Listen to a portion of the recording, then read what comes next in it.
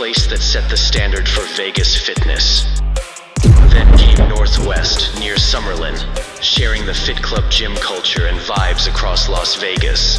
And the crown jewel, Henderson, a cutting-edge space designed for bodybuilders, competitors, and anyone chasing their best self. Fit Club Las Vegas, now with 3 locations.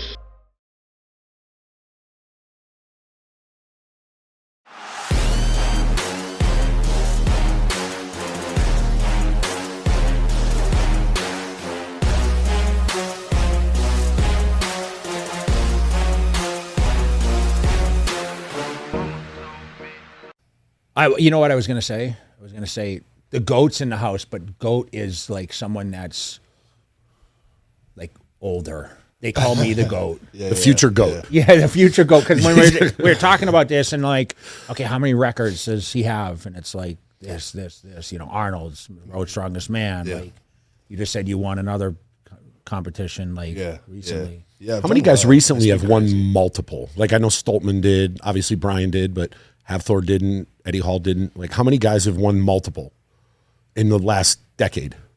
In the last just decade? You and if you go after Brian, so Brian's last Worlds was in 23. I've won 2 Worlds. Tom's won 2 Worlds, but of all of our other, I haven't lost in Arnold's. I've won the past 4. I've never turned up to win a loss. I've won the past 3 Rogue Invitationals, and then I won Strongest Man on Earth. Everyone else will be 1. Like my win rate since I won my first show in mid 2023, my win rate is 80%, and the next closest guy is under 10. So the last person, you and Tom are besides that, was Brian the last person that won 2, and that was 15 years ago? Yeah, because we had Alexi, we had Martins, we had Reno, but yeah, I have 2, Tom has 3, and before that, then you're talking about Brian with 4, you're talking Zadrunas with 4. Eddie with 1 and Thor with 1 in 16 and 17, they'd be the next 2. Yeah. That's tough nowadays to win. I mean, it's tough to win anything, but to win 2 and then win all those Arnolds, that's... Yeah, you know what's funny is they had like the first year, they gave away Hummer trucks when I won the Arnold in 02, 3, and 4. Yeah. And Mark Henry won the first Hummer truck that year. And it's funny, I just saw him because he was doing some stuff at the Arnold. Sure. I guess, does he do some commentary or something? He did with something. Yeah, he's on stage. Yeah, so... And we were talking about that. He's like, "Oh man, that's so funny." And I always wonder, you're a young guy. We just said, 30 years old, and it's like, who inspired you? Like, how do you? And you were saying you were a marathon runner or something, which is it blows me away. I mean, Brian Shaw was a basketball player, so it's hard. And I actually met Brian before he became a strongman. He worked at a gym. Okay. And they charged me to come in the gym. And Brian always had this story where he was so disappointed. He's like, "Oh my God, you know who that is? You guys just charged Jay Cutler." He yelled at the girl up front. Yeah. "How dare you charge him?" he was just out of college working in the gym. So it's kind of, I have this history. I go way back, but I always wonder, and we'll talk about you starting out, but like, who inspired you to get into this? Yeah, it's hard for me to say who inspired me without going through the story of how I got started, because it's a really bad answer on the surface, but I would say someone like my grandpa inspired me because he was super successful in business, and I saw the graft of what he had to do to be successful. My dad inspired me delivering newspapers and shoveling snow in the middle of the night up in Canada, and some of my earliest memories are doing that stuff with him. So I've been inspired more in the process of working hard, because I never really set out to be the world's strongest man. I didn't either. I didn't want to be a 4-time Mr. Olympia either. And it's like, I sometimes like, even now at my age, looking back, and you haven't experienced this yet because you're still in the midst of like greatness. Yeah. I look back and I'm like, I actually did that. I know. Yeah. It's crazy. Yeah. People ask me how it feels. So I'm like, I feel like I can't tell you how it feels until like 5 years after I stop, and then I'll figure out how the hell it feels, because you're just so in the process. But I think that's pretty common with people who are successful consistently. It's like you fall in love with the process to be highly successful, and then you happen to become highly successful. Does it sometimes feel surreal, like when people remind you and they come up to you and they're like, "Oh my gosh, you inspired me," like, or "I saw this and congratulations." And my life feels surreal. Like at the venue for the Enhanced game this weekend, I look around, I go, "What the hell's going on?" Sat here talking to you, I go, "What the hell is going on?"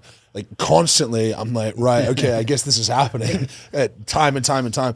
And I don't ever want it to feel like it should be happening. I don't want it to feel real, because I think the second it does, you just start enjoying your life less and less. Bro, I tell you, even now, like I go to expos and I travel still a lot, and I haven't been on the stage since 2013. So, You know what I was just thinking about right now? I still walk away from these expos. And I'm like, gosh, I'm so lucky. Yeah, you know? like I don't mean this in a disrespectful way at all to the people who I inspire, but like when someone tells me I inspire them, I can objectively go like, right, okay, I've done a lot of cool things, but emotionally, I'm like, me, like I inspire you.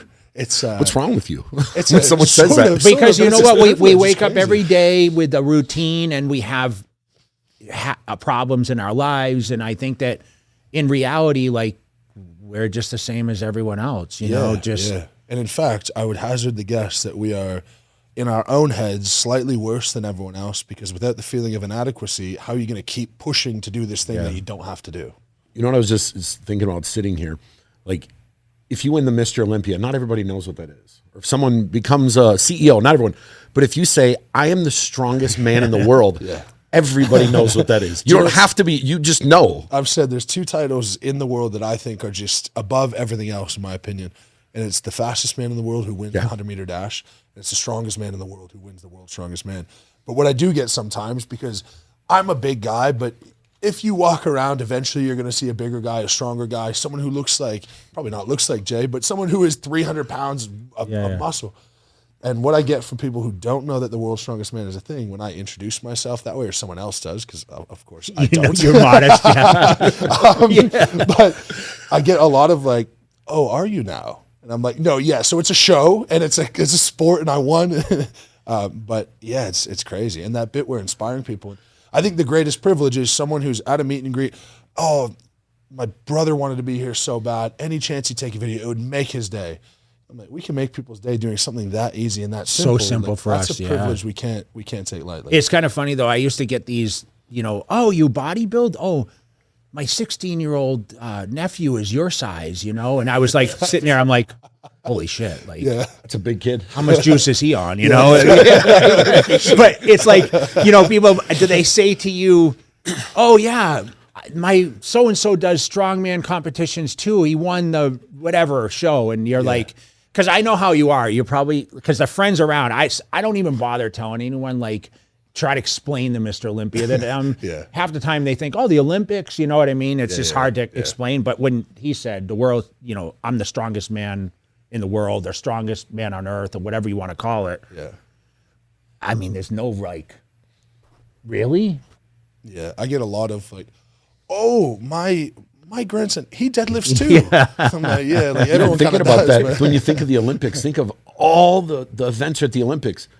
The one everyone always says is, who's the fastest man in the world? That's it. That's what everyone watches. That's what everyone's most excited about. And it's the fastest one. It's 10 seconds and it's over. Yeah, because you can just say a thing to someone in Nigeria, China, America, and they just get it. They just understand. Now, you overlay that with world's strongest man is still the world's weakest mammal, and it's still the least profitable time in history to be the world's strongest man. Because if it was 500 years ago, I could go conquer something and like get a castle out of it or something. But that's You go take everyone's gold. You go. Exactly. I'd pillage them.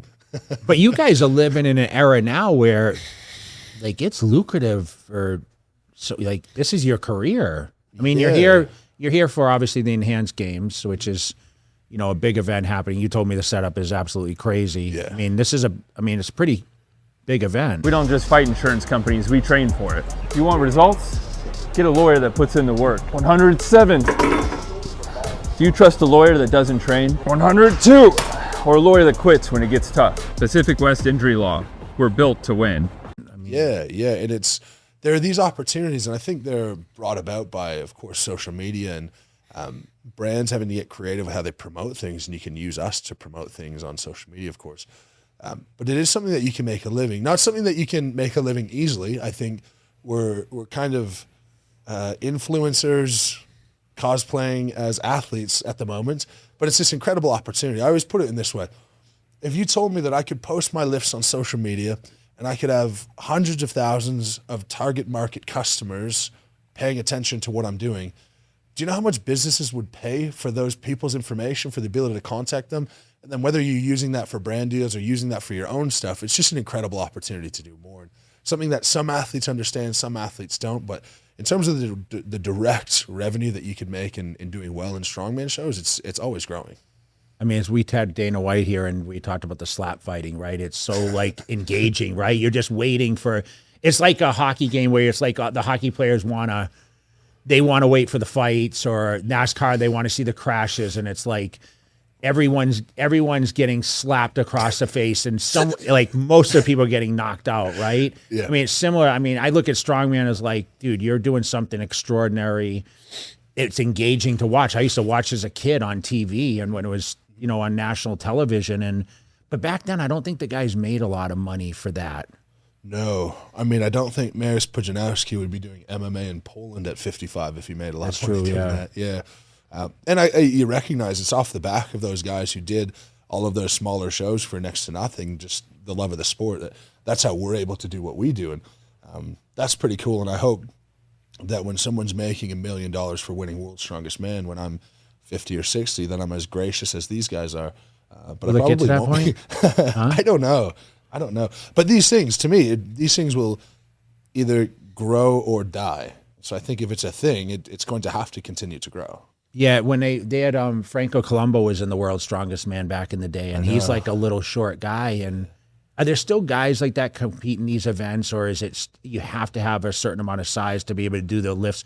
They really challenge you guys on how you perform now. Yeah. Is that the most challenging part? Is like how they transpire into different lifts? I think the most challenging part is how for a lot of people it's out of your control. And so let's say like your hands are short and fat. No matter your grip strength, there's some stuff that you're just not going to be able to grab. If your arms are a bit short, trying to get around a stone, it's just not going to happen. If your stature is short, trying to get an Atlas stone up to a platform that's the same height as someone who's 6'8" is going to be a challenge. If you're a 6'8" giant and you're doing log press, you got to get that thing 9 feet in the air. And if you're doing that for reps, just the ability to cycle that is going to take so much energy. And so for a lot of people, the hard part of the sport is that they have a natural weakness that they just can't get around. And I've been very lucky that I don't really have that natural weakness. Yeah, but I attribute that to like luck and genetics and muscle insertions and the athletic background that I've had, and just the gnat in me, that it annoys me twice as much to be bad at something that excites me to be good at something. That's it. And then there's just stupid stuff like you cut up your arms, you cut up your legs. You always injured is a gray area in strongman. It's like, are you injured? Yes. How injured is the important conversation. So yeah, it's an interesting sport, and I don't know why I accept the pain in the ass of what strongman is so happily, because many times in the past, say football for example, I could not take the head knocks and the arms getting cut by helmets, but for strongman, I just feel like I've found my home. All right, take two. Hey guys, if you have not heard, I've launched my own TRT clinic. TRT Kingdom is now live. And if you'd like to schedule on consult or get more information, make sure you guys go over, check it out, and let us see how we can help with your health needs. Click the link below. Shit. Say click the link below. Okay. Click the link below. So tell me like what your stats, why your body is ideal for. I mean, listen, you're not the biggest strongman, but you perform the best. You're pretty much good at everything. So like you mentioned like the fingers and the arms, like are you built like some certain guys, like swimmers are built a certain way, right? Long arms. Yeah, like what is the biomechanics of what you are basically that make it work? So I think 6'3" is about the right height. Funny enough, if you look at World's Strongest Man winners, you've got guys 6'1" to 6'4", and guys 6'7" and over. You've got no one who's reasonably tall. A 6'4" to 6'6" guy has never won World's Strongest Man in the history. And you could just sort of say like, oh, it's just happenstance. But I think the tall guys can like mongrel enough stuff that they can win shows. But the era of strength athlete, because World's Strongest Man is not named correctly. You know, it's the best strongman in the world, not the strongest man in the world. Mm-hmm. And the best strongman in the world, you have to be able to move fast, meaning you can't be 450 pounds because that's just is physically so difficult. You have to be able to throw stuff up over your head. So you've got to be tall enough that those things aren't too far away that you can still get it done. You got to load stones to Atlas platforms, which are 1.4 meters tall. if you're under 6 foot, that is now at your throat. That's so challenging compared to at your chest. And so that's all the reasons that being shorter is advantageous. And then on the tall side, my arms are long enough that I can get it most of the way around the stone, and I can also deadlift very well, but they're not so long that overhead pressing isn't a challenge. My fingers are long enough that it's so caught in the weeds, but it is really important. My fingers are long enough that I can wrap them around any farm carry, farmer's walk, frame carry, anything like that.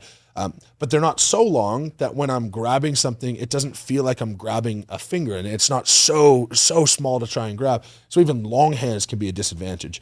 And it's just this perfect mix of all of those things that makes the ideal strongman. And myself and a guy named Martins Lisis have a very similar body structure, and we are two of the most consistent strongmen of all time, I think, because of that.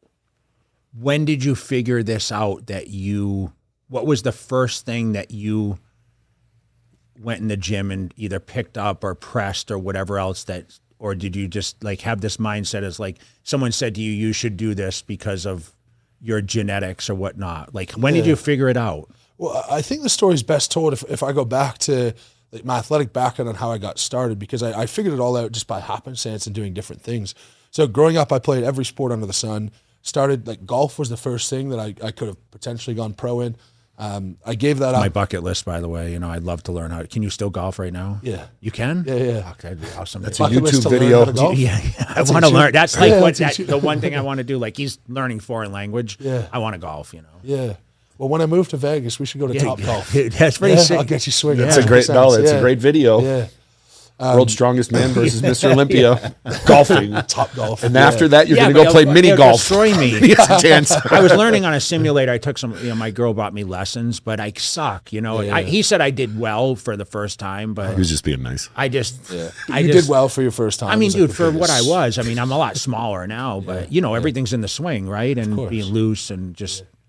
I'd be able to help you out. So when I was 13, I was scratch. I was invited to go down to Sean Foley's golf high school. He was coaching Tiger at the time. Yeah.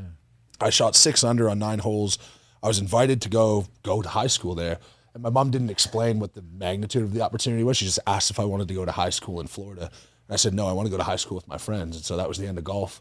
Then I played football into college. I graduated with human kinetics. I worked with the pro basketball team. And when I did that, season ended, and I just didn't think sport was fulfilling enough for me to push professionally, because either our fans are happy if we win or the other fans are happy if the other team wins. It's just like this pointless, stupid thing.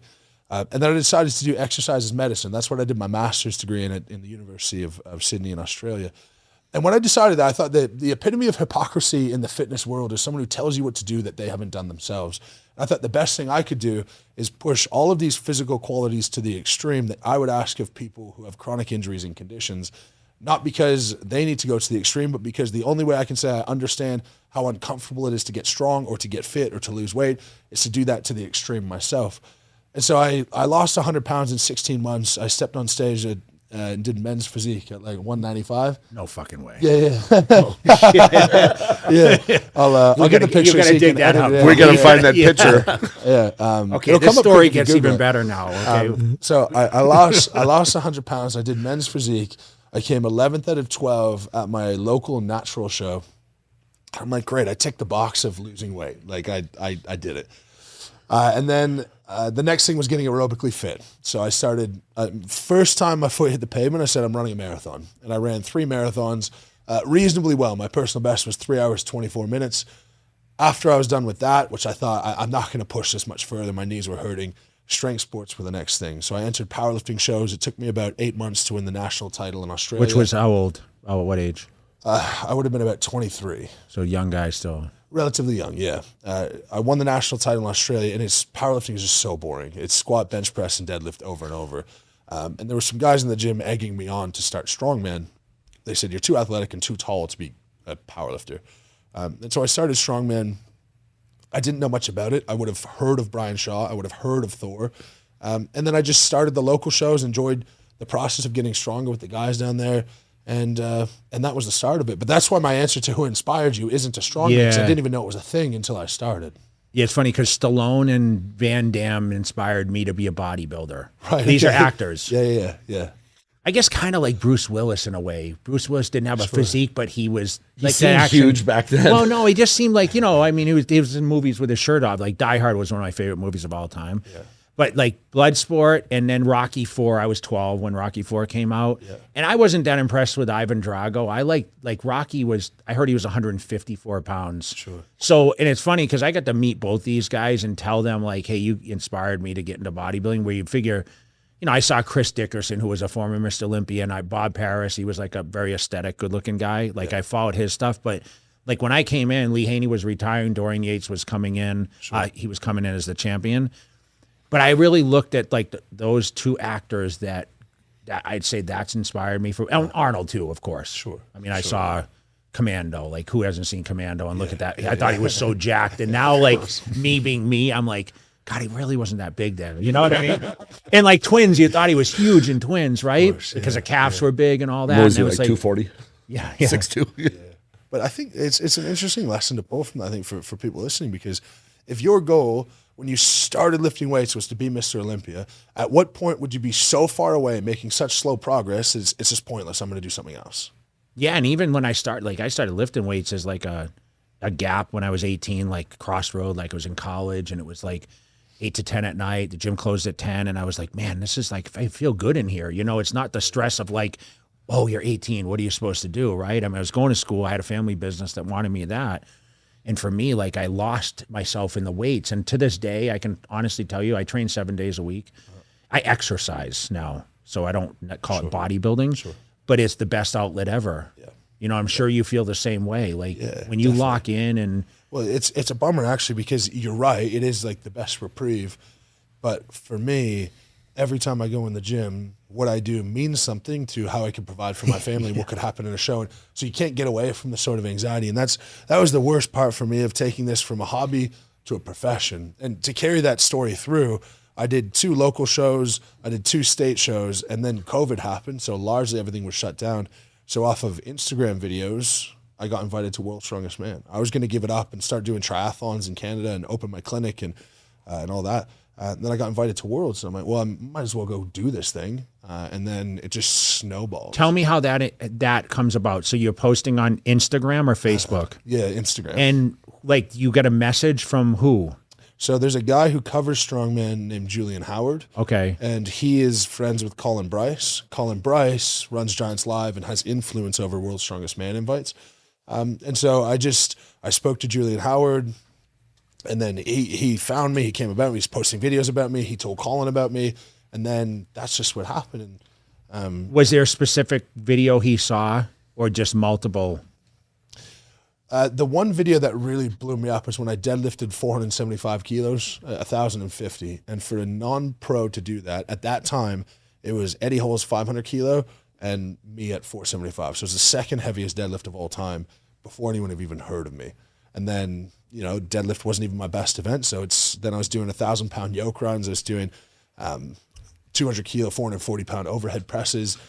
And that was good enough to get a second reserve spot at World's Strongest Man. I wasn't even supposed to compete in 2022, but a couple of guys got hurt, and then I ended up there. How does that feel? That was one of the first ones I went to. You were there, right? Yeah, because we sponsored it.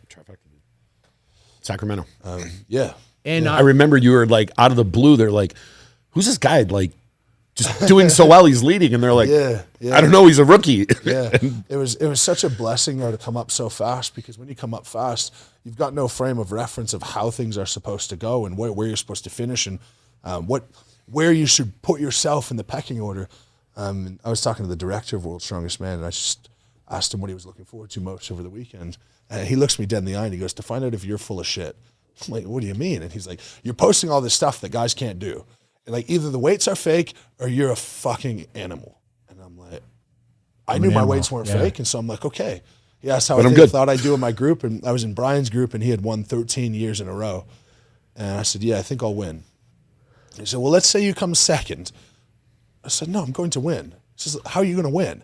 I said, well, this event I'm better than anyone. This event, I have the best deadlift of anyone here, which was event 2. And event 3 was a yoke. And I'm like, that yoke is better than my deadlift. So I don't see how anyone's going to beat me. And in hindsight, I'd be like, kid, shut your mouth, dude. Like, you don't know what pressure you're putting on yourself. But lo and behold, I did exactly that. And then I came 8th at that World's Strongest Man. And then I went on a 3-year run of not being off the podium, 26 shows straight that I was 3rd at worst. So it's just, you know what I learned the first time at that event, like you had said before, it's not like the strongest man in the world. It felt like really heavy CrossFit.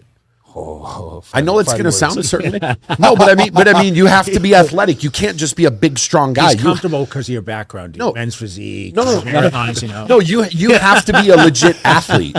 Like you do. So I would say it's world's best strength athlete is how it's best named. because I would see some of these You need events to and trademark that shit, bro. I would see these events and I'm going, holy shit, these guys are running really fast with heavy weight, like really fast. Yeah, which, then you get into the weeds about what is it to be strong and what's the definition and, how exactly do you do that? But it's so much more than just lift something from A to B like powerlifting, because sometimes you got to be strong for 90 seconds and that's horribly. Do you prefer those type or like how Brian Shaw's event was where it's just heavy weight? It seemed like it wasn't. Yeah, I mean, I'm assuming there's a difference. To go out and win them, I don't care. But to feel like I haven't been hit by a bus, like I prefer we keep the athlete bit involved. Yeah. And most athletes do, because as science moves forward, as supplementation moves forward, as training methodologies move forward, we're able to do more and more and more. But we still have a human body. We're not evolving. And so you're breaking your body down left, right, and center. I mean, the epitome of that was the Arnold in 2016 when they had the 1,600-pound belt out, which ended Zydrunas' career virtually.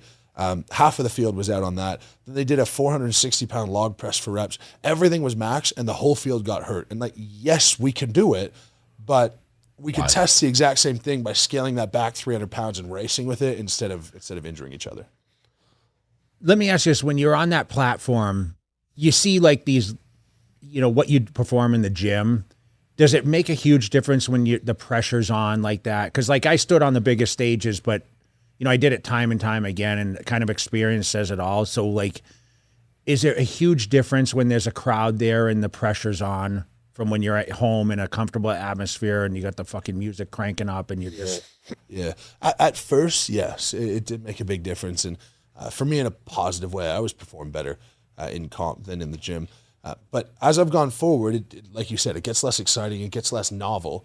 And so you can't rely on this bit of excitement. And so when that started to happen, I don't listen to music when I train anymore. I don't have anything going on. Sometimes I'll have my 2-year-old daughter in the gym with me while I'm training so that I can get used to performing whenever I need to, because any level of arousal to get you excited to lift weight is also going to come with a matched increased variability in how you're going to do something. You might press something out of line, or you might get too excited or too jerky and then you get hurt, or so I think it's experience has taught me that staying calmer doesn't impact my strength, but impacts my consistency considerably.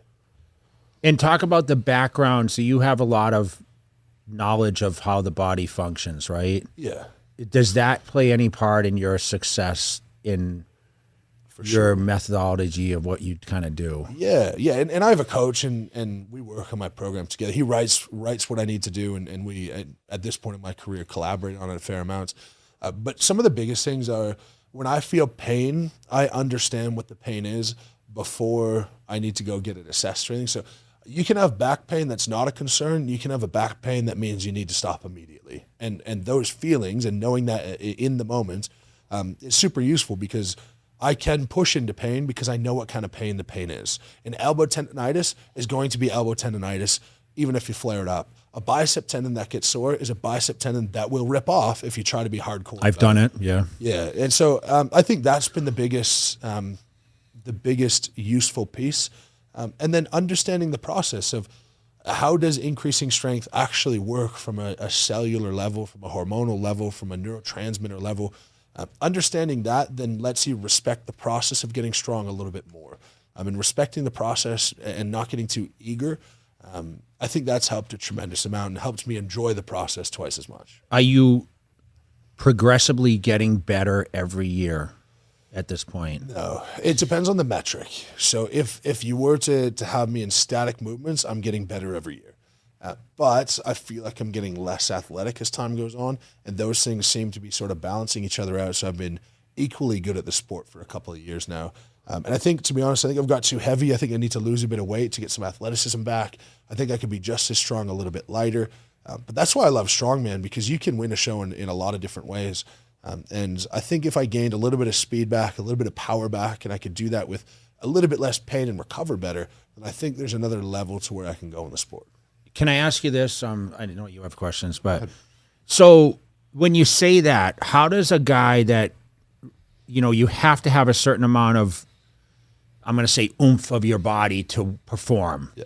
So when you say I need to lose weight, how do you keep the strength, and how do you lose the weight? Is it nutrition? Is it the training aspect? Is it, how do you make that judgment? So it can't be the training aspect, because if you did it with training, as you know, the exercise volume required to lose that weight is going to be so high, it's going to start interfering with my strength. So it has to be diet. But having 7,000 calories as your maintenance means that it's not that hard to lose weight quickly. Like your diet. I'm at like 2,000 right now. I'm getting skinny. I can have 6,000 calories a day and have things start falling off. There's an aerobic side that 1,000 makes a difference. Like you'll start dropping weight like crazy. No doubt. Yeah. Even if I introduced a small amount of cardio, I feel the effects reasonably fast. So that's the nutrition side. But in terms of the body weight side, yes, but that's if we're talking static strength. The heavier you are, the stronger you're going to be. But when the objective is to move something from A to B in any way possible, well, if you think about a log press, for example, at the Arnold, it's 195 kilos, 430 pounds for reps. That's our standard. If I can retain my power, and in that, of course, power is an expression of strength, so strength over a short period of time. If I can be as powerful, slightly less strong, but increase my power, and I can drop my body weight 20 pounds. Well, now that's 20 pounds that my legs don't have to thrust upwards. So now the log is 20 pounds lighter. Of course, yeah, makes so sense. then, you are giving up a little bit in strength, but then are you gaining that back in your ability to move, be agile, recover? And does that increase recovery capacity then mean you're actually stronger because you can handle more volume in the gym because you're proportionally fitter? And these are the fun questions to figure out. It's math. Dude, It it's is, like but you haven't figured out. I feel like he's like got a calculator and it's like, like I got this all figured out, But this is the problem, Jake, because if I didn't have like the feeling of inadequacy to like just get this thing fucking right, like I've won 2 World's Strongest Man titles and I'm still in the shower going like, I won World's 3.5 weeks ago. I haven't had a day afterwards where I'm not like, I could have lost and that pisses me off. How could I be better? And you're like, dude, what's wrong with you? He said something earlier, and I never thought of it. It's the way I am with things. I get more upset at losing than I get excited at winning. If you win, you're like, oh, whatever. But if you lose, you're angry for like months. You know what, though? When you say this, like you said in the shower, and I'm just thinking, okay, where does he come up with this stuff? I'm starting to think, like, is this like look, I'm laying down to go to bed at night when I should be kind of like zoning out, and you're like, oh, shit, how can I be better? Because that's the problem with being someone who has greatness right there and you're at that level. Yeah. Because I would literally win the Mr. Olympia and we would migrate from backstage pictures to a dinner with my friends and family. And the first question, I would just be silent and be like, look around to every person, how can I be better for next year? Yeah. And they're like, dude, you just won. Like, okay, we're going to call it Mr. Olympia, the greatest body on the planet. But it wasn't necessarily probably the greatest body on the planet, right? Because some guys might have not been competing. It's an opinion, too. Yes, it's isn't an it's opinion. a pageant. I'm doing a pageant. I'm not breaking records like you. I hate to say that because that sounds so like. It's true though. Yeah, I won pageants. So cute. Sell pageants stuff. Yeah, like these. You're a muscle. You are a muscle model. You're a muscle model. I went to the Toronto Pro Show, and I'm gonna get so much shit because it's a bodybuilding podcast, but whatever. I haven't got this far saying what I should say. I went to a bodybuilding show, and I'd never been backstage at proper bodybuilding, only men's physique.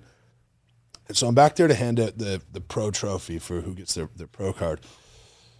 And I walk into this room of like shredded dudes checking each other out, tanned, oiled up, like in their socks over their dick. Yeah. I'm like, and so you're in the tanning room. Yeah, and they're all back there and they're all naked, like oiled. I never did that, by the way. So they're doing this, and I'm like, I feel like if I walked into a room of just like a few gay guys discreetly sucking each other off, it would be slightly less gay than what I'm experiencing right now. It's such a shock. We didn't have spray tanning back when I came. Like we would use a brush, you know, so we weren't like in a room. So you and your boys naked and would stuff. brush Well, each no, other? like my ex-wife actually did it, you know, Or your mom. Yeah, my mom did it actually. My mom did it, but I was That's actually even worse. But you know, we wore posing trunks, and you'd kind of go around the, you know, because there's some that's not showing, right? You know what I noticed? I think that's really fucking weird. Also, like socks on your See, here in fucking America, shirt, like- It's a hard, like, it's a really strange, right? Bodybuilding is Right? in my opinion, it's pretty popular. weird, right? In my opinion, bodybuilding is pretty popular right now, right? It is, But but you're like- socks on your fucking No, I know. thing. But I mean, if you do the proposition of getting started into the sport, you're like, that's a tough one. It's, You know, you're you never know- going to make money. You give up your whole life. You're going to have no energy. You're going to have some very homoerotic DMs and penises sent to you constantly, and you're not going to make a living. I'm like, how is this popular? What is going on? You look hot there. You look way better than me. I'm fat. Okay, that's fine. You know, here in America, when you go back to those, for the most part, they have like the little like cubicles where people are in it. Over in Europe, people just walk around naked. They don't even. They'll come up to you and just start having a conversation. You're I like, mean, you played football Bro, and you put your played clothes sports, on. right? You play football, I mean, the guys walk around the locker room, and that was for a little. yeah, but fucking you usually strange try to too. at least cover yourself up a Yeah, little. some with a guys towel or didn't. They something. didn't give a fuck, you know. Yeah, those are it weird. depends on genetics. How open you were. I was very private. I mean, listen, that was the hardest thing for me, getting up on stage and like, okay, I'm wearing these little trunks and like, you know, and then people are like, you were a thong, and I'm like, it wasn't a thong, it was It wasn't far off, kinda, though. you know, yeah. It was a tea bag. And you got a custom one that perhaps worse than other people. I had a custom bikini. We were just my just the other day. My wife was in here, and he was telling her about his. He's like, "Well, I had a mine V rode cut up in the my back ass." because it made my ass look better with a V. This is so fucking even. I don't even know what we're talking about this, but I had a V on my little posing trunks, my thong. You know, It's hot. Yeah, it's so hot. it's like the girls saying, "Hey, I have a bikini, dude." I mean, Where? the shit's like a thong. I mean, that's what it is now, right? So the big question is, after you retire, you're going to compete in bodybuilding? I can't convince you to do a show. You're moving to Vegas. Maybe we do a bodybuilding show. I was trying to You know convince what? Brian when he was on our podcast. You know, If after my career, if you prepped me into one just to say I did it, then it's possible. Would you prep me into another men's physique show? yeah. You're too big now. Yeah, shame. You might not make weight. What's your weight today? 152 kilos is what I weighed in today. I think in pounds it's 335. About there. And so you mentioned 7,000 calories. Yeah. What's a breakfast for you, like typical when you're When functional? I'm at like home? on, it'll be 3 packs of pre-made oatmeal, 2 scoops of protein powder in that, 4 hard-boiled eggs, a cup of OJ, and then a small bowl of Greek yogurt with peanut butter and honey. That doesn't sound It's too not a huge large, break. right? Yeah, no. No, but it's the art of it, right? And then the art of eating a lot of food for strongmen, it becomes so much simpler because then you can sneak these calories in with Rice Krispie squares and liquid carbs on your workout and things that are going to make you fat, but I have to be fat, so it's okay. We can kind Glycogen, though, yeah, but it's glycogen. But do you need glycogen? It's a funny thing in our sport. There's such a misunderstanding of nutrition in strongman. It'd be like, I need to carb up big time, and I'm deadlifting maximally tomorrow. I don't feel the need to carb up before doing 1.5 seconds of effort tomorrow. But in our sport, it's very much a thing that tonight I should be eating huge bowls of pasta and pizza. Like, the math of this makes no sense. Energetics, my energetics are maintaining my body. My energetics are not my exercise because that actual volume is so low. I want to ask you a question. What is the hardest sport that you've done? Bodybuilding, What do you mean? men's physique. Really? No doubt, far and away. Yeah. Oh, that Greg Doucette said the same thing. He said it was the hardest of anything he ever did. Really? Don't you remember? He did triathlons and all the biking, and he said it was the hardest thing because of the diet and how much it drains you. Do you know how recreational bodybuilders turn it into their whole life and personality? Do you know how that tends to happen? Yes. it makes total sense to me because it's every single thing you put into your mouth. It's how you feel energetically every day. Every time you step in front of a mirror, you're analyzing yourself on where you could go. You can't get away from it. It's like if my deadlift 1 rep max was just like on my watch constantly, and every time I did something, I could check my 1 rep max. It's like it kind of has to consume you, and at that time, it totally did. I remember, so at the time, I was the supervisor of day camps, and there was a 40-minute bus ride to the day camp, and there was about 150 kids there, and the drive to and from, 45 minutes each way, I was on Pinterest looking at different Reese's peanut butter cup recipes for desserts that I was going to try to smash I've been after. there, yeah. And like you're just obsessed with trying to get some calories in some way, and you know you can't. But yeah, it was Planning that's really after hard. the show, I'm going to eat this. Oh, Right? isn't it A whole list. shocking? Well, I used to go to the supermarket and buy shit for like months. Oh, you stockpile. I stockpile and be like, I can't wait to eat this. And then I get done with the show, and I'll be honest, I'll be like, why did I buy all this? I don't even want this, you Yeah. know? Well, After you have 1 or 2 cheat meals, you know? Well, you have your eyes of what you believe that you're going to be able to eat in that first cheat meal is so funny. Your reality is like you get this huge plate of nachos, and I can't wait for the cheesecake after. You have like 12 nachos, and you're like, holy shit, I feel terrible. Isn't it funny, though, how the mind alters without sugars and like, food and whatever It else? takes you back to being an animal for sure. Like the feeling of being depleted that last 2 weeks, it's like what I imagine a lion to be when they haven't had a gazelle for a month. Like I can think about nothing but getting that gazelle. You're like, yeah, that's how I felt. And I did it. I came 11th out of 12. Clearly, I sucked. but no, that could be just. I mean, it didn't mean you didn't suffer as much as the I don't guy know who what won. genetically You might have you suffered look more. like, you know. Yeah, I'll find it in 2 seconds. You know what? You'll be shocked. Just think about that when you were competing. Everything you do, 24 hours a day, is know, monitored. it's- and it- you know Even your what? sleep. Even when I you're know, sleeping, you have to monitor it. I know, but like us as like bodybuilders, we're like, yeah, man, we do the hardest sport ever. And then, you know, you got boxing and you got all these other things. Is that harder, or swimming, or, you know, listen, I look at like even like basketball. How much do they have to train? One thing though, I think that I am so made to do strength sports and so not made to bodybuild that fighting my genetics that way probably made it a lot harder. But I've got to hear, this is 10 years ago. Holy crap. Yeah, it looked pretty good though, actually. I felt good. Show it. Yeah. Show it. Well, I to didn't the- feel good at all Yeah. Yeah. Wow. That's Yeah. at what age? at 20. Okay. Yeah.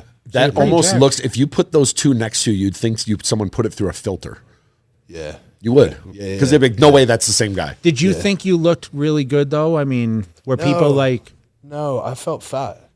so did you lose because of leanness, or, I mean, you look in good shape there, but like I think- structure. no, I think it was that my journey was to lose weight and feel what it felt So you like last to be that 100 low to in- get to that. Yeah. That's crazy. That low in body fat. But that was my focus. My focus wasn't performing well in the sport, and I don't think I respected like the posing. It is a little, I mean, it's a front and back pose, but you still have to look comfortable. Does that make sense? When I look at myself and how I was doing it, it's just weird. Yeah, yeah. But you know, it's So- that's one angle, as you know. And, Yeah, and yeah. from the front, I looked a bit strange. And I of course, you lose 100 pounds straight into a show, you're going to be losing muscle quite a bit. So were you heavy when you started, or Yeah. I was out or of did you shape. lose muscle? I mean, both. But I was 240 playing football, and then I quit football in college, and I worked my way up to like 305. And then I thought, like, this is a disaster. You are a slob. And then I just went on a diet. And then I got some of the best advice I've ever got, actually. I got to like 220 and reasonably lean. And I told the guy who was helping coach me into the show, after I'd committed to it conceptually, I said, I think I should stop now, do an off season, bulk up a bit, and then like look much better into the next one. And his advice was that you don't know what's going to happen in your life. If you're able to commit to something right now, just do it, and then you know Makes that you've sense. done it. And that for me is like the paralysis and procrastination for people accomplishing things across fields, across disciplines. That's one of the biggest issues, I think, with people who lack the ability to be successful. But you mentioned your father, you mentioned your grandfather also, right?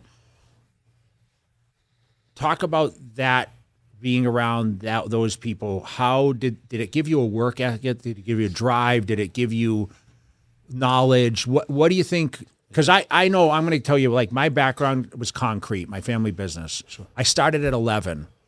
School vacations, after school, weekends, I worked in the family business, and there was no clock. Like, we worked sun up to sundown. At the time, I was very disgruntled with my family. Like, why am I doing this? Why kids are off doing other things? But you know what? It built my work ethic. Sure. So I could outwork anyone when it came to bodybuilding. Is that something that wasn't, you mentioned like shoveling and newspapers and stuff, like, was it chores? Was it like, what was that inspiration you got from your family? Yeah, so my dad and grandpa, it's like opposite ends of the spectrum. So with my grandpa, we would, so he ran a lumber business. You know, composite wood that's half wood, half plastic. He was the first one to figure out how to turn that or put dye into the wood that didn't bleed out in the sun based on the drying rate and the temperature and whatever. And his Canadian company from small town Canada supplied the composite decking to all of the Home Depot in Roanoke. It was called Trex, I thought. In North America. I don't know. Okay. I don't know. But he supplied that to all of those businesses. Ran a massive business, and so as a kid, we would go down to Florida, to Fort Lauderdale every Christmas. We would go to on Easter. We would go to the Bahamas on a 65-foot yacht. And we would go around the islands and just luxurious life. We'd go to European vacations and bike from one castle to the next while people took our bags. It was just over the top. Sounds like the life you want to live. But it Who was wouldn't? pretty That's cool. great life. Yeah, no, it was pretty cool. But the downside. Come on into our podcast. Hello. How you doing? The other side of it, I should say, not the downside. Yeah. The other side to it was I saw my dad, who always struggled to make ends meet, never stopped working. And when I went with him on the weekends, if that weekend it happened to be snowing, we are going out and doing snow. I'd do that from 5 years old. And I would, I saw my dad working, and it was just inside of me that this guy can't be working if I'm not working. So I'd fall asleep, and then he'd stop, and I'd wake up when he stopped, and I'd get out and I'd grab my shovel and try to shovel the walkway. And objectively, if like how to raise a kid and how to raise a well-adjusted kid, like don't get up in the middle of the night to go shovel. But it's one of the things that taught me the most. So I learned the graft from my dad, and I learned earning the fruits of your labor from my grandpa. But even just like from a mental health perspective, going on those vacations, I remember vividly, it'd be like 2 or 3 days of staying in these castles. And as a 10-year-old, I'd say, what the hell have I done to get this? Like, I felt so guilty and so bad because it's just ridiculous. I haven't earned this. I've been so lucky. And that's probably the root of my feelings of inadequacy, is this like this balance in life of, on one hand, you have what have you given to the world, and on the other hand, you have what have you taken from the world.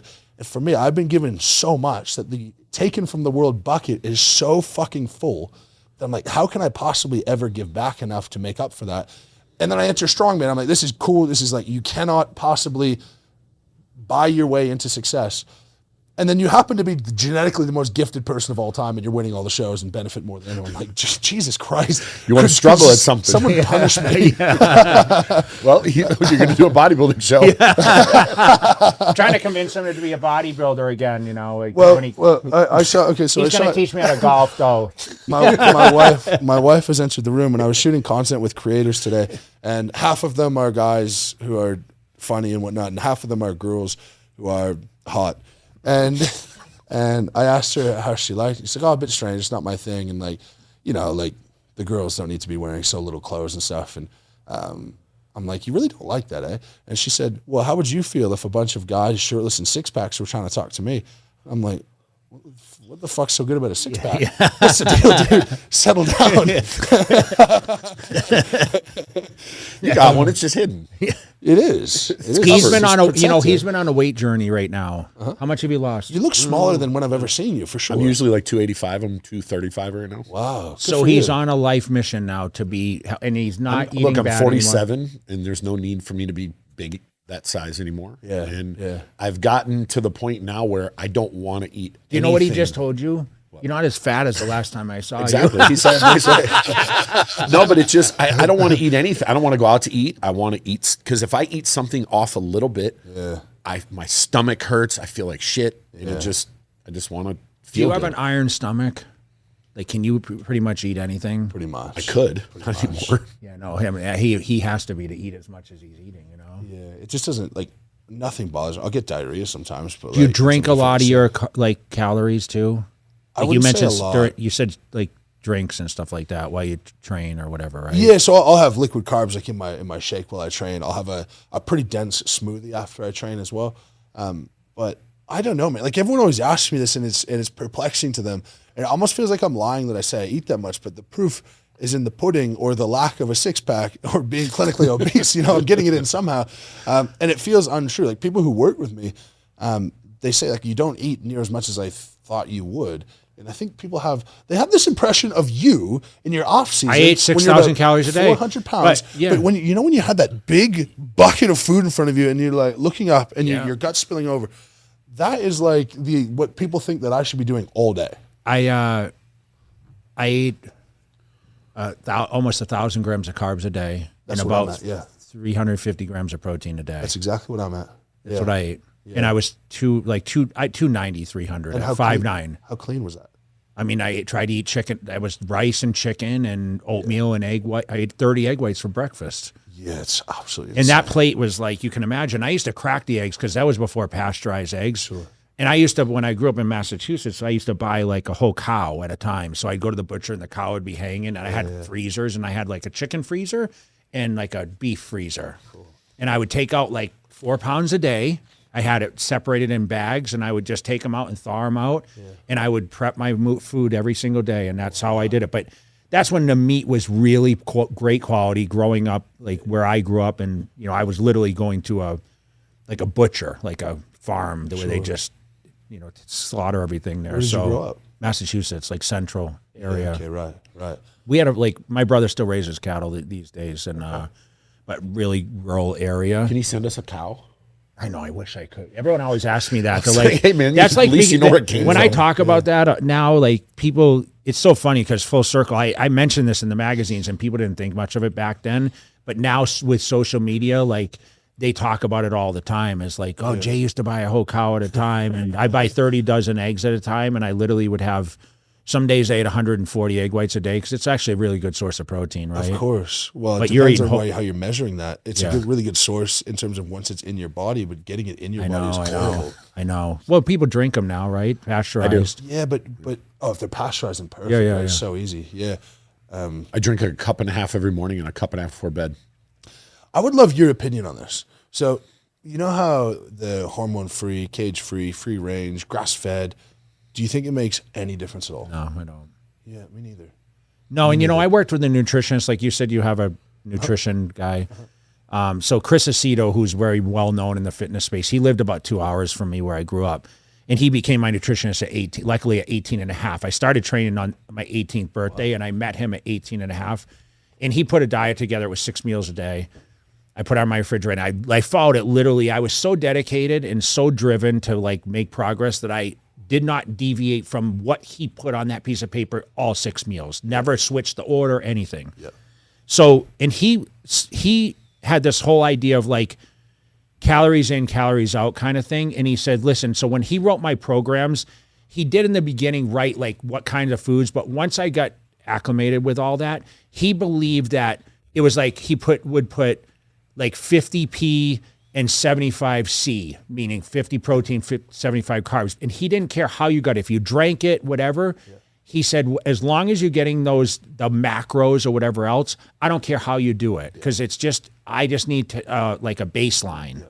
So for me, I ate things on a contest diet. I drank Coca-Cola, and I used to like people would, because listen, when your body's an efficient machine, it can just work. Right. Yeah. And I remember I was trying to get lean. So you had this whole like thought process, like you're right. Like you can't eat like the Reese's peanut butter cups or pizzas or stuff like that. But he always was this thing, as long as it's low fat, you can eat it. So like around the training, I mean, I was just trying to restore glycogen because that's what made our muscles full. Sure.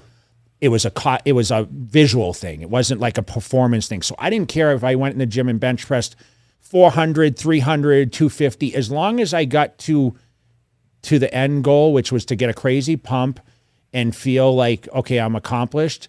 That's how I judged my workouts. It was never about weights. I wanted to look like I could bench 500, sure, but I didn't care how much it was. So I always get this question, how much do you bench press? That's the most, people look at you and I'm sure they ask you the same thing. Yeah.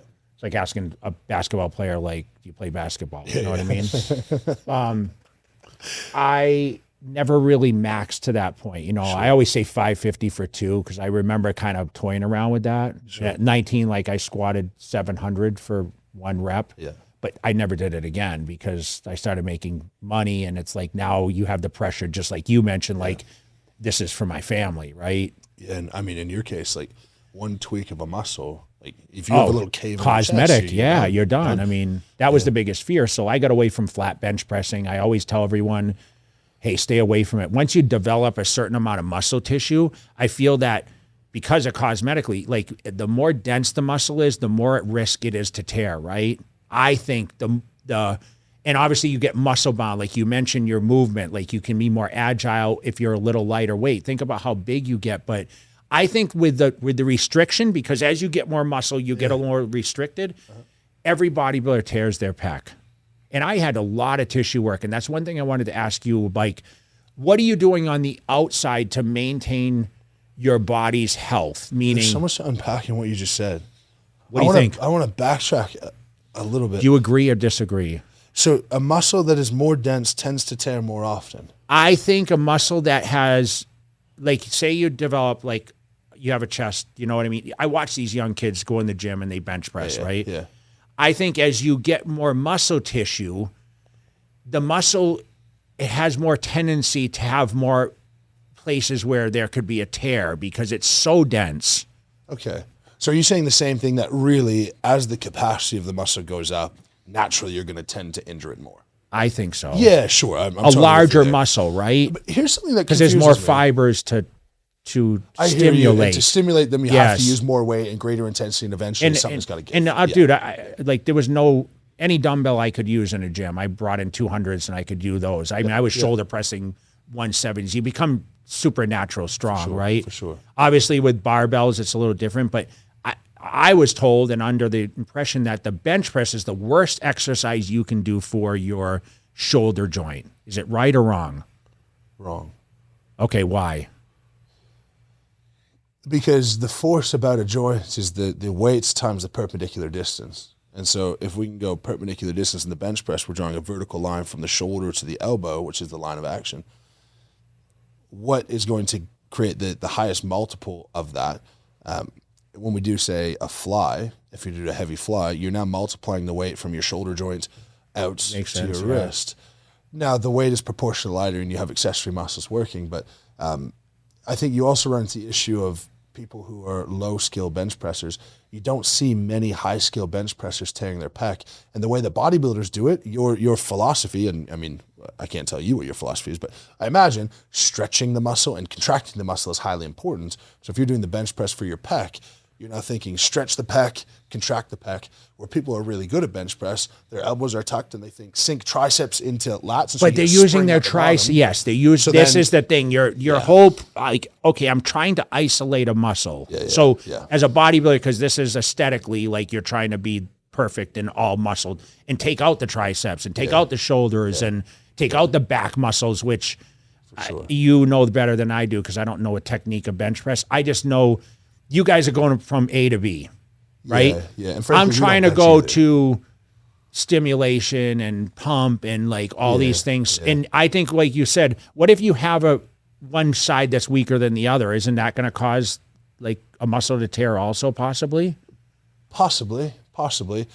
But again, I think it gets to a skill issue because when you're pressing a barbell, if it is crooked, it's maybe because you're stronger on one side than the other, but if you know what you're doing, that's never going to happen because your body knows that, like, I can't do that because that's going to result in something bad. But to your point, I think if you're bench pressing like a bodybuilder, I think you could be right. That if you're flaring your elbows and creating that line, Yeah, you're right. because the I just vertical never distance, thought about shoulder that. to elbow, bad bench pressing versus good bench pressing is dramatically different. That's what I'm saying. I love that analysis though, because look at like Julius Maddox. You know who he is? Yeah, of course. He tore his course. back bench pressing, right? Yeah. Who else? Scott Mendelson. You know who he is? He's like the big. He's tore his. Like he had the huge black and blue. Yeah. I mean, but you could name a lot of bodybuilders that tear. But you're right. The More plane that they bodybuilders push. for Now sure. this is their, like when you talk about the elbows, that's an important thing, right? I mean, look at Larry Wheels, who's leaner guy. Yeah. And he's done a lot of weight for as lean as he was. Is it surprised you like what kind of weights he's pushed out, or are you not that impressed? Oh, I'm impressed for sure, but not surprised, because the ceiling of your strength until you get to elite levels is going to be determined by cross-sectional area of the muscle. And if you look at the thickness of his muscle bellies, you're like, yes, that makes sense. But also how lean he is and how often he gets injured also makes a lot of sense to me. Well, I think he kind of stopped now, right? Because of that. Kind of He's had doing to. some other stuff, yeah. But I have a bodybuilding question for training. The thing that's always perplexed me is one of the core principles of training, according to any strength and conditioning coach, would be progressive overload has to be established. That's how you improve any physical quality over time. But the way that you describe your training and most bodybuilders describe their training is, I go in, I look for a feeling. Maybe you have a target number of Repetitions. a target number of sets, but you don't have a log where you go, I benched, or let's not use that because we don't do that. I incline benched 315 for 10 this week. So next week I have to bench 315 for 11. How do you establish progressive overload if you're not writing everything down? Angles. Well, I journaled everything. You did. I and did. Did you use your previous workouts and then go, I'm going to increase? I reference them. So like when athletes talk about like, I'm going to like say like, you know, they study games, right?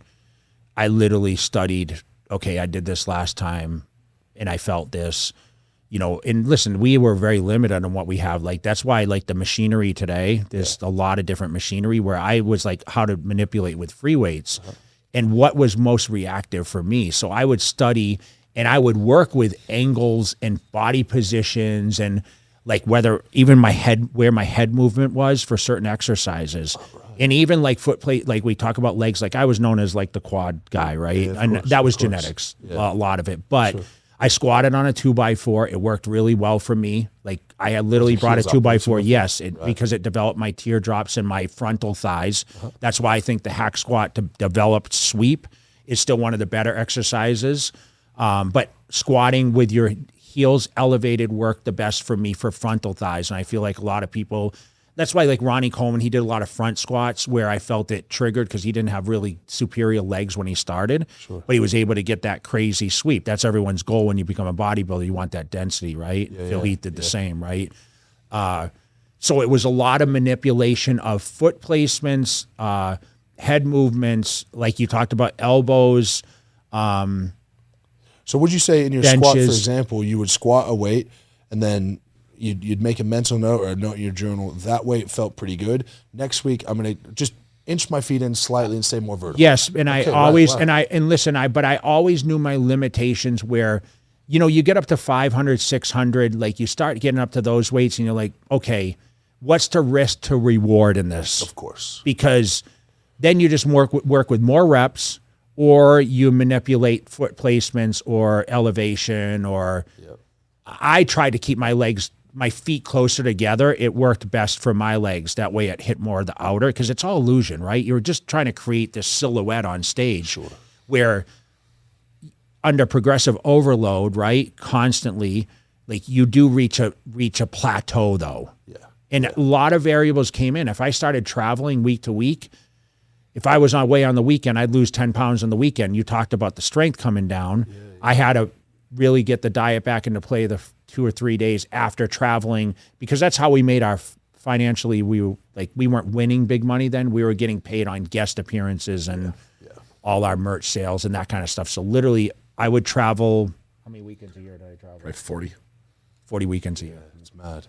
So I wanted to build the lucrative side, but that lucrative side that I was eyeing at that point, I didn't realize that the relationship and getting my name out there and building relationships around the world has now put me in a different position, just like Ronnie Coleman, because he did the same.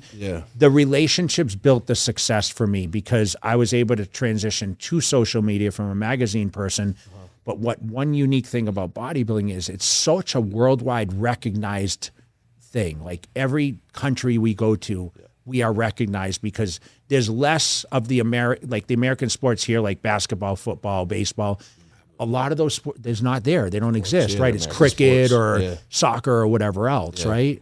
It's an interesting point, and how you traveled around in person so much, and that's how you made connections with people, and magazines to an extent, but it almost gives some understanding to how you've been able to keep your name as a premier name in bodybuilding for decades after competing. Where right now, when we build relationships on social media, if you do something stupid today, tomorrow everybody hates you and nobody cares about you anymore. How would you, if you were doing it right now, if you were me, trying to foster these long-term relationships and fans and things moving forward, how would you foster that, even though social media is the way that you connect most? I still think getting out in person and meeting people is very, very important. But how would you do that? Because it's not like there's guest posing for, Dude, for me in my sport. Because you're the greatest at what you do right now. There's always ways. You're So the king. You think if you were me, you would go to like You don't gyms understand constantly? Well, I mean, listen, there comes a lifestyle that you have to be like, you have a family, right? So it's a little more. When I did this when I was younger, you're still a young guy, right? I selfishly did a lot of this, right? I traveled extensively, but You didn't have a family either. Yeah, I didn't. You're right. So what I think is, you build those, not everyone's going to love you, right? Everyone's personality is different, but I still feel like there's certain opportunities that are going to come across your plate, and you could book 10 times over weekends, I'm sure. Just making public appearances, being who you are. Yeah. But you need to just pick and choose, like, okay, I'm going to dedicate X amount of time to travel to different, just like, you come to Vegas or whatever. I mean, you've done it. I mean, you've come to different events. Yeah. You just have to pick and choose, right? Well, I mean, most of the guys nowadays, I think they screw up. They don't have that personal connection anymore. Yeah. It's only on social media. Yeah, and the reason that Jay and Ronnie's other guys are still out there, because for 20 years, they shook people's hands. They let them tell their story.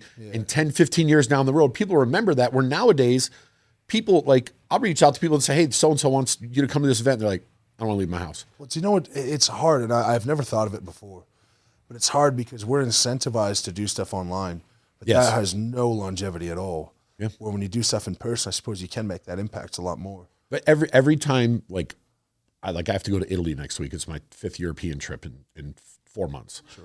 Every time I leave the country, every time we go somewhere, you have some type of relationship from it that can go out. It doesn't necessarily mean it's going to be just for me. Yeah. It could be from someone else. But if you constantly do this over time, you're going to make relationships that could open other doors for you that you never even thought were there. Yeah, well, that's happened already. And actually, it's something I thought about when you were talking about like how you started and your idols were actors at first and not Mr. Olympia. I actually, when it comes to performance and performance in a bodybuilding or a strength sport, I think one of the most naive things when you're setting out is setting a long-term goal. I'm actually anti-long-term goal for anybody who doesn't have a really good, well-established process for how can I progress? Because if I set a long-term goal when I first started, I would be aiming to deadlift like 650 8 nothing, pounds. That would be so cool. And I've tried to set all of these short-term goals, and I'm at a funny spot where so I've tried to set these short-term goals. I'm like, okay, once I started and I was pro, like, okay, I want to be at World's Strongest Man. And then like I got there the next day. I'm like, okay, I want to win a pro show, and that took a few months. I'm like, great. I want to win a major pro show, and I won the Arnold a few months later. I'm driving down to World's Strongest Man my second year, and I'm like, it would be the strangest thing to say that you're the world's strongest man. And then I won that weekend. And I'm like, right, okay. So I keep manufacturing these like little short-term, medium-term goals where I'm all the way at the point where now the thing that gives me real joy when I go compete is actually just like bringing your friends to be backstage, or I'm having my wife backstage for the first time. Like, is that going to help my performance? Probably not. I don't think it's going to hurt it, but like we're going to have a memory together, and then my family being there. It's actually like, those are the coolest things for me, rather than the trophies, and like that keeps me going. But you looked at each other when I said long-term goals are kind of. I think long-term goals are complete. It's like garbage. this, like, hey, so what's your 5-year plan? I don't know what I'm trying to get tomorrow. to next week. Yeah. Like I set very high, like standards. Like I achieved like what you just mentioned, one of the hardest things to do, right? Yeah. There's nothing that's like, I always look for the next challenge. That's the hardest part in my life, is like, what's going to get me that excitement? Like when I was trying to get the Mr. Olympia title, and I mean, I assume there's nothing. There's not a lot. I mean, you probably being a father and like you're living vicariously through your kids and watching their achievements, because I talk to the wealthiest people in the world, but if they're traveling and experience like the wealthy things people do, you mentioned going like even traveling to like these castles, like you did it that was probably the highlight for your grandfather and your family to bring you to these castles as a 10-year-old kid, right? Yeah, for sure. Because if you went by yourself, you're like looking around like, hey, okay, this is like, we toured and like we're in Paris a few weeks ago. You know what I mean? We went and saw the Mona Lisa. Yeah, yeah. Oh, there it is. But if I'd say the most anticlimactic event of all time, isn't it? so I was like, It's just there. You're It's so like, stupid. so all these people are like staring, and I'm like, okay, so what is the goal of now? this thing? Yeah, like, but it was kind of on a bucket list, to be honest. it is. You but know what I then, mean? then it was like, course. is that the real one? And then you're like, no "Oh, way. I am such a stupid bucket list." I was at like sharing stuff with people. I was here for like 5 days by myself before friends and family came. And so I had a free day. I'm like, you know what? I'm going to go to like Lake Las Vegas. And I kept going. I ended up at the Hoover Dam. Yeah, yeah. And I'm like at the edge of the Hoover Dam and I'm looking at it. Pretty cool. I'm like, this is pretty cool. But since I'm by myself, I'm like, this is pretty gay. But you know what? The history, if you listen to all the people that died Yeah. building that and stuff, it's just crazy. Like Almost 100 history. people. It's mental. Yeah. It's mental. I know. I think these long-term goals are just Yeah. long-term anything. Even now, people will say, "Hey, what are you going to do in 2 months?" I'm like, I have to get through today and tomorrow. And any plan that you make, that's if everything goes according. Nothing goes according. So whatever like- you're going to yeah. plan, it's going to get It's diverted. like me asking you, hey, so how much longer are you going to do this? You know what I mean? It's like, Thank you for not asking me because Yeah, of most course. people do because maybe I'll blow my back out tomorrow. I don't know. no, Please but don't do that. you ride it, Maybe you do. ride it, you ride it out until it's not fun anymore. And then maybe something like we talk about, circumstances like going to determine There's your a future. million variables. Yeah. And you don't know what the variables are going to come. You just play them as they come to you. I found it such good advice in the past. That, like instead of thinking long-term goal, it's like follow best opportunity. Always. And if your long-term goal, you got the horse blinders on to all of these things that you could do, and you can live a pretty extraordinary, unique life just by doing that. Because I guarantee you, whoever's watching, the best opportunity available to you is not the job that you hate that you're going to right now or you came back from. It's 0% chance. You know someone else doing something else, or you could do something else. And I think that's the inspiration that I think should be drawn in long-term goal. And I said it today, and then my friend driving over, he said it. It's like the least inspiring thing ever. Is that you, or is he talking about you, or Yeah. what did you just tell him? I'm losing my train of thought. The least Least expiring thing. expiring. ever. No, I've lost my train of thought. It'll come back to me. But you're in a journey, like you're in the early stages of your life. I hope So- so. I hope so. No, I mean this is early stages. I mean, I hope so. like I won my first Olympia at 33, and my whole life changed drastically. Well, that's one of the interesting things. At 30 years old, I've won more than anyone in history by quite a bit. I'm like, I feel like I could keep going, but you know, at what points do you say being Risk obese reward. is bad for you, and eventually this is going to affect my health, and that should take precedence, and I should focus on other things and focus on family. But yeah, it's a tough choice. I want to ask you, with all the abuse you put your body through, what type of therapies do you do? Like you all hear people doing cold plunges and massages. Like what do you He's a cold recommend? plunge guy. That's why I he just asked me started, this. and I'm still not used to it. Why are you doing it? I had they Inflammation. dropped it in my house. I said, come pick it up. I had it for like 2 months, and they're like, how do you like it? I said, never used it once. Yeah, I Come have. pick it up. At my house in Barrie, I have one. I have my pool, and I have a nice pool house. I've got a cold plunge that was sent that I've never put water in because never ever. There's no Does evidence. that to sound use it for familiar? it. Or? And there isn't. But like, do you do like massage? Do you Kid like from what do Canada you do sent to it, help actually. recover after you put your body through? Right. So you can't lose. You lose priority of the top three things, which is sleep, nutrition, life, stress. If you can keep those three under wraps, you're 95% of the way there. And I find it actually at the top level, a lot of people will concern themselves and stress themselves out with doing all their recovery, and the stress that causes you is probably more harm than the recovery itself. I'll do physio when I need something because I'm injured or I feel like I'm moving incorrectly, which tends to happen more as your career goes on. And honestly, that's pretty much it. Other than that, I'll do daily mobility in my home gym in the basement for an hour a day when I'm in like peak competition phase, getting ready for something. Part of that is because, you know, I have the urge to get up early and just like get after it and accomplish something. And half of that is because my daughter gets up early, and that's really good quality time for us to spend down there. But honestly, it's life, stress, sleep, nutrition. You don't really need to do that much more. I've never heard anyone talk about the stress aspect, but It's everything. it's big. Well, you say how you sleep. can't keep your hands in the damn thing.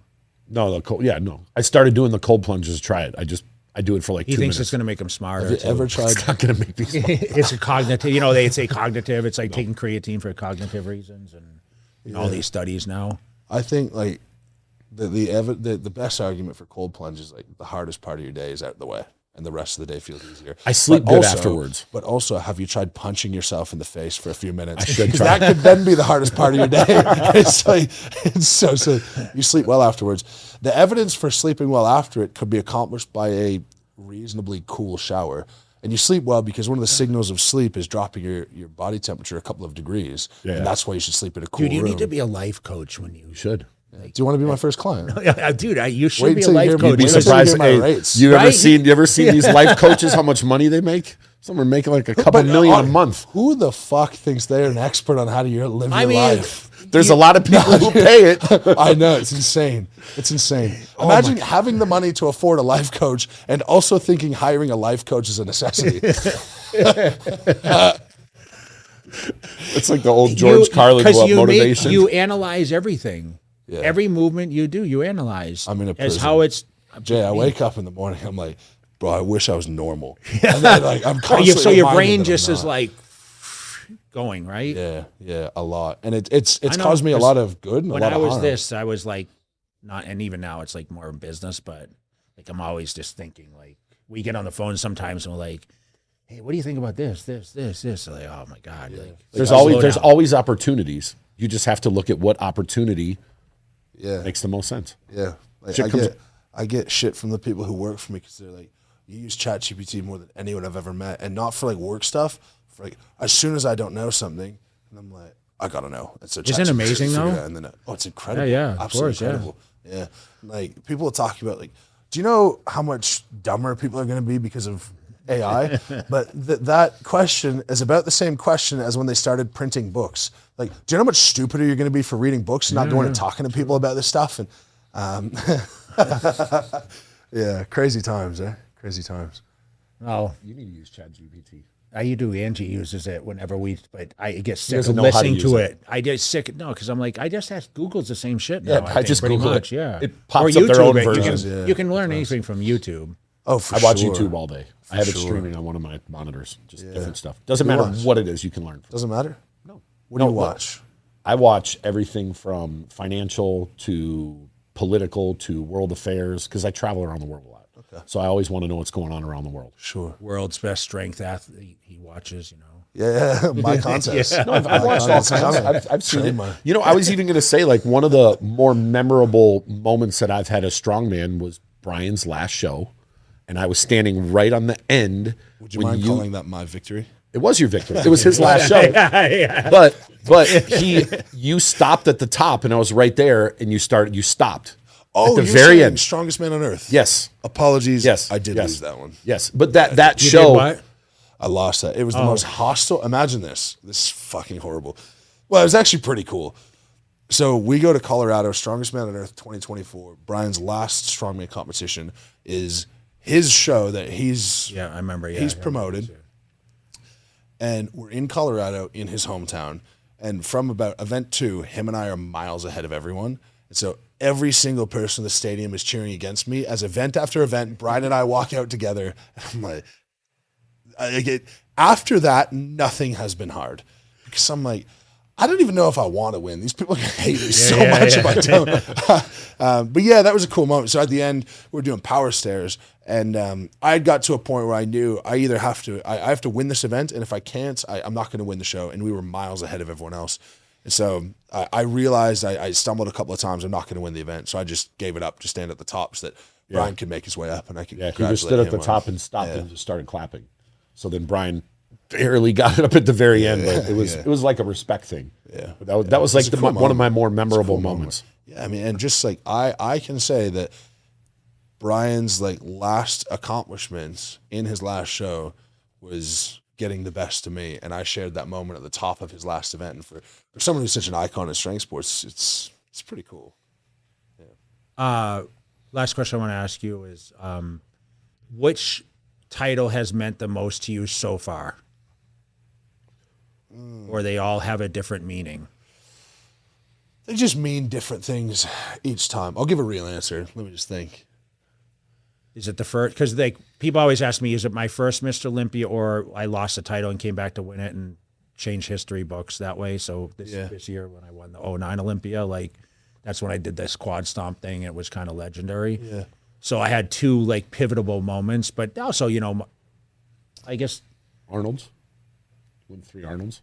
Yeah, but also one. My first Muscle and Fitness cover was huge for me because that's like I arrived at 21 years old, Yeah, I would say it's the Rogue Invitational last year. So we have 3 now. Strongest Man on Earth doesn't exist anymore. But we have 3 World Championship level events. It's the Arnold World Strongest Man and the Rogue Invitational.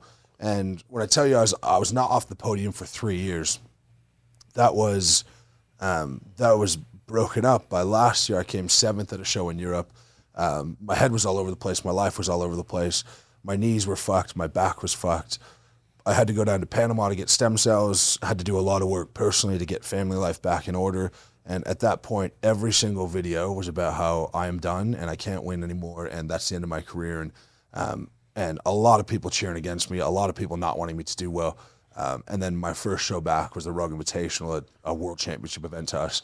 And winning that show, it's almost like that first monkey you get off your back when you're like, I can win. But like, that's really elating. It was like the biggest relief of like, you can go through something difficult and come back and win. Yeah. And that to me means, it's substantial what I came back from, but what it also means to me is that I'm going to have another setback at some point. And even after making some money and doing pretty well for myself and winning shows, it's like I still have the grit to go from you're in the mud and you can pull yourself out as a man, put one foot in front of the other day after day, come back and be the world champion. And after that, I won the Invitational, I won the Arnold, and I won World's Strongest Man back to back to back. Pretty sick. No, it is. Especially when you have people cheering against you, saying you're done, and that you could just. I had that in 09. No one thought I could come back to win it. Yeah. No one's ever lost the title and won it again. Yeah. And in the history. Yeah. And the world was, even my sponsors, I had some sponsors that were like, you're done. Yeah, you're done. Yeah. And it was a great feeling to come back. When did you have similar experiences when you got, like you said, you got 7th? Did a lot of people like just turn their back on you? Not just fans, but just people that were in your corner, like, oh, he's done him. Oh, Jesus Christ. I mean, the number of people I had at my first World's Strongest Man victory party, like we're talking 50 to 60 friends and family, and like everyone's so supportive. And I'm like, how does a guy have so many friends? It's amazing. It's so good. And then you go through something tough and you're for the first time not the person you want to be. And then everyone turns their back. Virtually everybody. You find out who's there for you. And then you win a show. And then these cunts come back and they're like, hey, so happy you're doing well. Would love to get together again. You're like, no, I'm good, thanks. So yeah, and then this World's Strongest Man party was like 10 people. Half of them were my wife's friends. I'm like, this is my circle, and I'm actually so happy for that. Yeah. And it sucks to be calloused to it because when you're in a position, everybody wants something from you, but you want to balance that out with, they want something, but they also want to be friends. But no, they actually truly just want something, whether that's attention or to say something. And I've lost friends. I've lost friends who I thought I met them. I thought they're cool people. Then they come to my house, and then I hear that they're telling someone about how they came to my house and the details of my house. And you're like, all right, I guess we're not friends. Like, we're done. That's not going to happen. And I'm sure you've been through it a million times. But you learn these lessons. Yeah, but the other side of that is now the people who are there, you're like, the next time I do something stupid, because I am prone to doing stupid things, they're going to be there again. And like, I'll be able to pull myself out again. And like, you can actually rely on those people. They should help pull you up when you're down too. 100%. And actually pull you down when you're up. And like, one of the coolest things, like, I am World's Strongest Man. I've won that trophy. And none of my good friends really want to talk about it. It's like, congrats. Like, that is so cool. So happy for you. You want to get some food? Where are we going for dinner? Yeah. And like, those are the people you need around you. Yeah. Well, listen, it's been awesome, man, connecting. Is there anyone you want to shout out or thank, or any message you want to send off to that camera? I heard that. I want to thank my wife, coffee in the background. And in that thanks, I want to commit to her that I will have a 6-pack at some point in the next 10 years while Jay coaches me to be a men's physique competitor. No, you're going to be a bodybuilder. You got too much muscle now. How would you feel if I was oiled up in a thong on stage with all my boys? Yeah. Are you into homoerotic content? The body doesn't fit full maturity until late 30s, by the way. Okay, so that's gonna be my peak. So you still have a lot Oh, of you time. got 5 years. Yeah. Yeah. What's the percent chance that I could be a Mr. Olympia? Listen, I never thought I'd be one, man, you know. So not zero. Listen, if you really want him to do this, tell him he can't do it. He said he was going to. True. Well, you said you're good at everything, so it's No, I didn't say that. I said it annoys me to be bad at anything. okay. Yeah. That's actually a better term to it. Yeah. So that I means stay you don't think he could turn pro. I don't think so. No. I don't want to. You can't go me. I don't want to. We'll see. But yeah, look, I think one thing that's really important is I'm able to make a living from the sport, and I make a living lifting weights, and I think just shouting out the people who help me do that is useful. I know you got your nutrition business, so I'll omit supplements just because to respect the pod. No, shut it out. Shut it out. You okay with that? Yeah, well, hell yeah. Absolutely. Okay, all right. This is about you. Mutant supplements. Tell Jim. Jim. Tell Jim. Jim. Yeah, Jim. tell Jim. We love you, Jim. Part of our world, this is going to come with a whole story. But Jim's the best. part love of this Jim. world is how many people can make good supplements? A lot. And when we endorse a supplement brand, it's because that is one of the ones that we're saying is good. It would be stupid to say no one else can do what I'm doing. No one else can have the quality, because they can. But what comes behind that is good people. When I was going through shit last year, I'd actually arranged for Jim to sponsor the Deadlift World Champs. And I was going through shit, and Jim said, "Hey, could you give me a call?" In the midst of me just missed a podium, and I'm like, "Jim, I'm not sure I'm going to be able to compete." And he did the whole thing because I was going to try to break the Deadlift World record. I said, "Jim, I'm not sure I'm going to be able to do it." And I figured the call was me getting fired from being an athlete. And Jim literally just goes, "I just want to make sure you're okay. Ignore the contest. If you can't do it, you can't do it. I just want to make sure you're cool." And that is you will not find that in another brand. So for me, massive personal pride in that. Neurogum, ketone, and free nicotine. Nicotine, I'm so 50-50 on endorsing it because putting it out there, but the evidence for 1 rep max strength for non-native users is super cool. So there are my shout outs. I love It's a great story about Jim. What's that? A great story. Yeah, And he's Jim's like a great that. guy. He's like that. He's He so wouldn't want me to supportive tell of bodybuilding around the world. Mutants worldwide. So Ron, Of course, yeah, Ron West and Coast, Dusty, yeah. yeah, So yeah. Dusty, all those guys are great guys. You know what? I mean, Ron used to write to me all the time because he was runner-up at the Mr. Canada forever, and then he eventually broke through, and he followed my I hold the record for seconds, 6 times, and he was using that as motivation, and he was a big dude in his heyday, And then Dusty trained under Chris Aceto also, and I see those guys at every single event. I was just going to say, I see the Mutant team more around the world than any other brand.